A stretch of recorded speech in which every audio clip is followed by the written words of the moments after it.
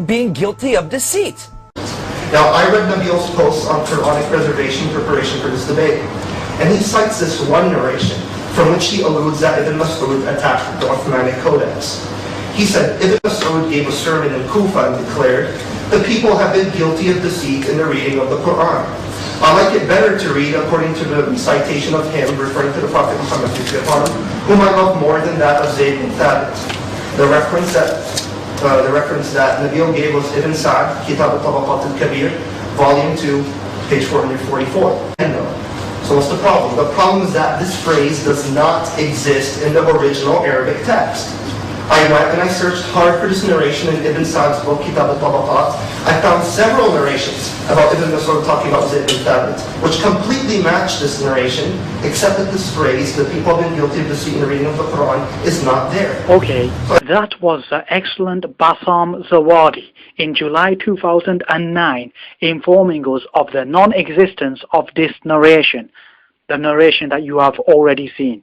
Qureshi is at your right-hand side of the screen, listening attentively to Zawadi's information. Have a look.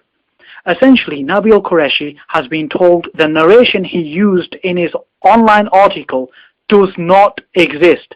Being guilty of deceit. You may be thinking, Nabeel Qureshi can only be guilty of willful deception if he uses the same non-existent narration in the future, i.e. after July 2009.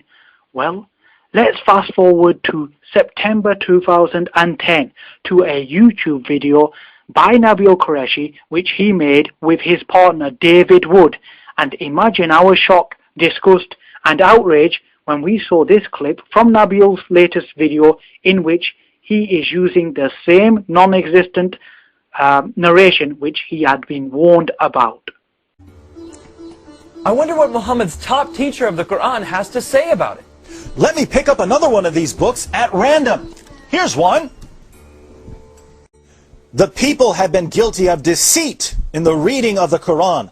I like it better to read according to the recitation of him whom I love, more than that of Zayd ibn Thabit. Wow, according to that book you're holding, Muhammad's top teacher of the Quran is saying reading today's Quran is like being guilty of deceit. I wonder if any of these other like being guilty of deceit. So there you have it, folks. Nabeel Qureshi is still using the same narration and still using the same reference despite knowing it does not exist. This, my friends, is rank deception on the part of Nabeel Qureshi, and he knows it.